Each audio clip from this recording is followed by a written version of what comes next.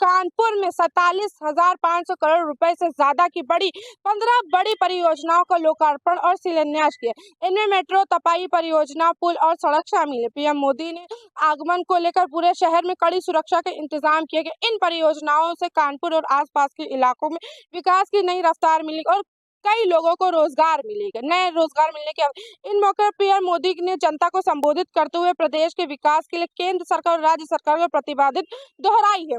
Camera person Amit के साथ मैं उजला खान, श्री न्यूज़, लखनऊ।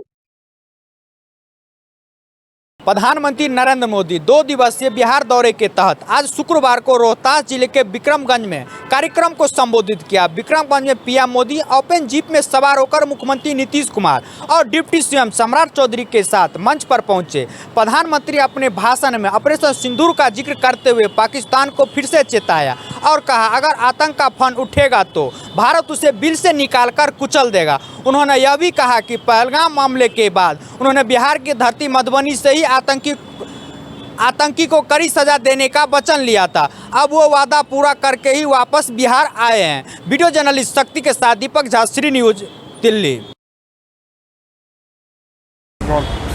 गाजियाबाद के अंकुर बिहार इलाके में एक युवक की पिटाई का वीडियो सोशल मीडिया पर वायरल हो रहा है। पुलिस के मिली जानकारी के अनुसार इन दबंगों में एक महिला दबंग भी है, जिसने युवक को घर से बुलाया और उसकी बेइंतहा पिटाई कर डाली। वीडियो में आप साफ तौर पे देख सकते हैं कि किस तरीके से डंडे, लाठी और बेल्टों का प्रयोग किया जा रहा है। वहीं युवक हाथ जोड़कर माफ़ी मांग रहा है। इस वीडियो का संज्ञान अंकुर बिहार की पुलिस ने भी लिया है। अब देखना यह होगा कि पुलिस कब तक आरोपियों को गिरफ्तार कर पाती है। मैं Renu Bhati, Shri news, Ghaziabad. Royal Challengers Bangalore ने दिखाया दमदार प्रदर्शन। रोमांच मुकाबले में आरसीबी ने अपने विरोधियों को दी करारी शिकस्त। विराट कोहली और टीम के धुआंधार खेल ने मचाया धमाल। जीत के साथ ही फाइनल में उम्मीदें और हुई मजबूत। बेंगलुरु के फैंस में जश्न का माहौल, टीम पर बरसी तालियों की बौछार। राजनीतिक गलियारों में टीका टिप्पणी कोई आम बात नहीं, लेकिन जब एक ही मुद्दा बार बार उछाला जाए तो वह जनता से सरकारों तक का सत्ता पलट कर सकती है। जी हाँ, हाल ही में सपा मौजूदा सरकार पर आरोप लगाती आई है कि वह अपने वादों से मुंह करती है। जी हाँ, उत्तर प्रदेश के पूर्व मुख्यमंत्री और समाजवादी पार्टी के राष्ट्रीय अध्यक्ष अखिलेश यादव ने कहा कि उत्तर प्रदेश सरकार के एजेंडे में नौकरी और रोजगार नहीं है। जी हाँ, ये बात अखिलेश यादव ने कही है। भाजपा ने कभी युवाओं को हर साल 2 करोड़ नौकरी रोजगार देने का वादा किया था, लेकिन वह अपने वादे से मुंह कर गई और कोई रोजगार न दे सकी। केंद्र की 11 और प्रदेश की 8 साल सरकार चलने के बाद भी भाजपा पूरे कार्यकाल में नौजवानों को 2 करोड़ रोजगार और नौकरी नहीं दे पाई है। लगातार जो भाजपा है वो वादे पर वादे करते आई है। अखिलेश यादव ने गुरुवार को जारी एक बयान में कहा कि भाजपा सरकार ने 7 सालों में डीएलएड की भर्ती ना निकालकर यह साबित कर दिया है कि प्राथमिक शिक्षा ही उसकी प्राथमिकता नहीं है। मैं प्रज्ञा पांडे, कैमरामैन अजय के साथ, श्री न्यूज़, लखनऊ। आगरा के चर्चित पनवारी कांड में आज न्यायालय ने 34 साल बाद 35 लोगों को दोषी मानते हुए 5 साल के कारावास की सजा सुनाई है। आपको बता दें, 1990 में हुए पनवारी कांड के बाद अकोला में जातीय हिंसा के मामले में 27 लोगों की पहले ही मौत हो चुकी है, जबकि 15 लोगों को भाजपा विधायक चौधरी बाबूलाल के सहित न्यायालय पहले ही बरी कर चुका है। आज न्यायालय ने 34 साल बाद 35 लोगों को दोषी मानते हुए 5 साल के कारावास की सजा सुनाई है। जहां पीड़ित पक्ष के लोगों में इस फैसले को लेकर काफी खुशी का माहौल है, तो वहीं आरोपी पक्ष के परिजनों का कहना है कि बिना साक्ष्य के ही ये फैसला दिया गया है, जिसके खिलाफ हम माननीय उच्च न्यायालय में जाएंगे। आगरा से नीलेश अग्रवाल, श्री न्यूज़। कांग्रेस नेता राहुल गांधी को सेना पर कथित आपत्तिजनक टिप्पणी के मामले में लखनऊ हाईकोर्ट से बड़ा झटका लगा। हाईकोर्ट की लखनऊ बेंच से उनकी याचिका खारिज कर दी गई, जिसमें उन्होंने स्थानीय अदालत के सामने आदेश को चुनौती दी थी। यह मामला भारत छोड़ो यात्रा के दौरान राहुल गांधी के उस बयान से जुड़ा है जिसमें उन्होंने कहा था कि चीनी सैनिक भारतीय जवानों को पीटते और कोई सवाल नहीं करता। इस बयान को लेकर बॉर्डर रोड ऑर्गेनाइजेशन के पूर्व डायरेक्टर उदय शंकर श्रीवास्तव ने लखनऊ की अदालत में शिकायत दर्ज कराई थी। अदालत ने राहुल गांधी को बतौर आरोपी तलब किया था, जिसे उन्होंने हाई कोर्ट को चुनौती दी, लेकिन हाई कोर्ट ने राहत देने से इनकार कर दिया। कोर्ट ने कहा कि विस्तृत आदेश 2 जून को जारी किया जाएगा। मैं उजला खान कैमरा पर्सन अमित के साथ श्री न्यूज़ लखनऊ। एक वीडियो सोशल मीडिया पर वायरल हो रहा है, जिस वीडियो में बाराती और जनातियों के बीच जमकर मारपीट हुई। वहीं एक एक्सयूवी कार तेज रफ्तार लोगों को कुचलते हुए आगे जा रही है। लोगों ने पीछा किया तो चालक कार सहित फरार हो गया। इसकी सूचना मौके पर स्थानीय पुलिस को दी गई। स्थानीय पुलिस मौके पर पहुंची, वहीं 4 लोगों को हिरासत में लेकर जांच शुरू कर दी। घायलों को निजी अस्पताल में भर्ती कराया गया। वहीं स्थानीय पुलिस ने बाकी रस्म अदायगी भी की, जिसकी स्थानीय लोगों ने काफी सराहना भी की। पूरा मामला कन्नौज के सिकंदरपुर चौकी क्षेत्र का बताया जा रहा है। अजय दुबे, श्री न्यूज, कन्नौज। दिल्ली के पास गाजियाबाद के मसूरी थाना क्षेत्र स्थित नहाल गांव में पुलिस और बदमाश के बीच मुठभेड़ हुई है। इस मुठभेड़ में बदमाश आदिल के पैर में गोली लगी है। पुलिस की पूछताछ में पता चला है कि आदिल शातिर बदमाश कादिर का सगा भाई है, जो कि बीते दिनों हुई गोलीकांड में शामिल रहा था, जिसमें एक पुलिसकर्मी की मौत हो गई थी। फिलहाल आदिल को उपचार हेतु अस्पताल में भर्ती कराया गया है, जहां से उसे सीधा जेल भेज दिया जाएगा। आदिल के पास से 315 बोर का तमंचा, जिंदा कारतूस और एक मोटरसाइकिल बरामद की गई है। रेनू भाटी, श्री न्यूज़, गाजियाबाद। रामपुर जिले में समाजवादी पार्टी के द्वारा लगातार पीडीए सम्मेलनों का आयोजन किया जा रहा है। पीडीए सम्मेलनों के जरिए समाजवादी पार्टी का कहना है कि वह सर्व समाज से आने वाले लोगों को अपनी तरफ आकर्षित करने का कार्य कर रही है, अपने विचारों को उन तक पहुंचाने का कार्य कर रही है। आज बलरामपुर जिले के महाराजगंज तराई इलाके में सुगा नगर लहरी में विधान परिषद प्रत्याशी रहे डॉक्टर भानु त्रिपाठी के द्वारा एक पीडीए सम्मेलन का आयोजन किया गया। इस दौरान सैकड़ों की संख्या में पहुंचे कार्यकर्ताओं व आम जनमानस ने समाजवादी पार्टी के नेताओं के विचारों को सुना।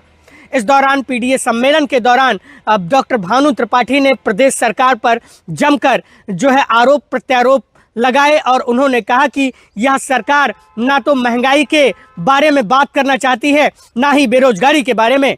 ओमकार नाथ पटेल ने मीडिया कर्मियों से बातचीत में कहा कि जो है ये सरकार एक विशेष वर्ग के लोगों को हर जगह पर विशेष जगह दे रही है। मसलन अगर आप अपने ज़िले के थानों की बात कर लें तो आपके ज़िले में 16-17 थानों में से एक विशेष समाज के लोगों का कब्जा हो रखा है, जिसमें 9 से 10 लोग एक विशेष समाज से आते हैं। उन्होंने योगी आदित्यनाथ सरकार को घेरते हुए कहा कि यह सरकार न केवल सर्व समाज की विरोधी सरकार है, बल्कि यह केवल एक समाज को लेकर साथ चल रही है, जिससे जो सरकार की मंशा है वह स्पष्ट होती है। इस दौरान तमाम लोगों ने समाजवादी पार्टी के नेताओं के विचारों को सुना और जो है समाजवादी पार्टी के नेताओं का कहना है कि वह इन सम्मेलनों के जरिए 2027 में बड़े मैंडेट के साथ उत्तर प्रदेश में अपनी सरकार बनाने जा रही है। बलरामपुर से मैं योगेंद्र विश्वनाथ त्रिपाठी, श्री न्यूज़ के लिए। मेरठ के लिसाड़ी गेट थाना क्षेत्र के श्यामनगर में एक महिला के साथ हुई इस घटना में उसके पति और परिवार वालों ने मिलकर न केवल उसकी पिटाई की, बल्कि उसे गंजा भी कर दिया। मामला तब और भी भयावह हो गया जब बाहरी बदमाशों को बुलाकर तमंचे के बल पर इस वारदात को अंजाम दिया गया। महिला का कसूर सिर्फ इतना बताया जा रहा है कि वह अपने मायके से 1 लाख रुपया नहीं ला सकी और 14 साल पहले पीड़िता शिवा की शादी आमिर आजम से हुई थी। पीड़िता का आरोप है कि 2 साल की बेटी के साथ उसे घर से धक्का मारकर निकाल दिया गया और पुलिस द्वारा कोई कार्रवाई नहीं की गई। अब वो उच्च अधिकारियों से न्याय की गुहार लगा रही है। अब देखना ये होगा कि पुलिस शिवा को इंसाफ दिला पाती है या नहीं। सागर कुशवाहा, श्री न्यूज़ मेरठ। इस वक्त मैं मौजूद हूँ महाराजगंज जिले के नगर पंचायत पनियरा में, जहाँ जर्जर तार पोल के सहारे विद्युत आपूर्ति होने से यहाँ विद्युत कटौती चरम सीमा पर है। वहीं इस उमस भरी गर्मी से लोगों की मुश्किलें और बढ़ गई हैं। हम आपको बता दें कि नगर पंचायत पनियरा के विभिन्न स्थानों पर अभी भी जर्जर तार पोल के सहारे विद्युत आपूर्ति हो रही है, जो आए दिन बड़ी दुर्घटना होने की आशंका बनी रहती है।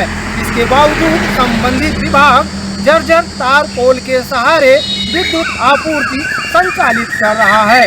वहीं लोगों का कहना है कि यहाँ हल्के सा मौसम खराब होते ही बिजली घंटों के लिए गायब हो जाती है। ऐसे में उपभोक्ताओं को निर्धारित समय तक बिजली मिलना मुश्किल है। कैमरा पर्सन इमरान खान के साथ महाराजगंज से मैं अर्जुन कुमार मौर्य, श्री न्यूज़। यूपी के सीतापुर में सरकारी पानी टंकियों के गिरने का सिलसिला रुकने का नाम ही नहीं ले रहा है। इसी क्रम में सीतापुर के पहला ब्लॉक के चुनका गांव में कल एक सरकारी पानी की टंकी भर कर गिर गई। लोगों की माने तो इस टंकी को बनाने में अत्यधिक भ्रष्टाचार किया गया है। स्थानीय लोग इस पर लगातार आरोप लगाते आ रहे हैं। आपको बता दें कि ये टंकी 5 करोड़ की लागत से बनाई गई थी और इसे बने हुए 1.5 साल हो गए थे, लेकिन 1.5 साल बीत जाने के बाद कल अचानक ये टंकी जमीन दोज हो गई। वहीं मौके पर पहुंची आला अधिकारियों की टीम ने जांच के आदेश दे दिए हैं। अभी कुछ दिन पहले मोहाली क्षेत्र में भी एक टंकी जमींदोज हो गई थी। अचानक टंकियां गिरने की यह श्रृंखला अब रुकने का नाम नहीं ले रही और सरकारी जांच जारी है। फिलहाल स्थानीय लोगों का कहना है कि इसको बनाने में जमकर भ्रष्टाचार किया गया है। सीतापुर से राजेश शुक्ला की रिपोर्ट। बहराइच के कतनिया घाट वाइल्ड लाइफ इलाके से 2 तेंदुओं को वन विभाग की टीम ने पकड़ा है। पहला तेंदुआ चफरिया इलाके के कारीकोट के पास स्थित एक गेस्ट हाउस के पुलिया के नीचे से पकड़ा गया है। कतनिया घाट की वन विभाग की टीम ने उसे रेस्क्यू कर पकड़ा। वहीं कुछ घंटे के बाद अयोध्यापुरवा से भी एक तेंदुए को पकड़ा गया है।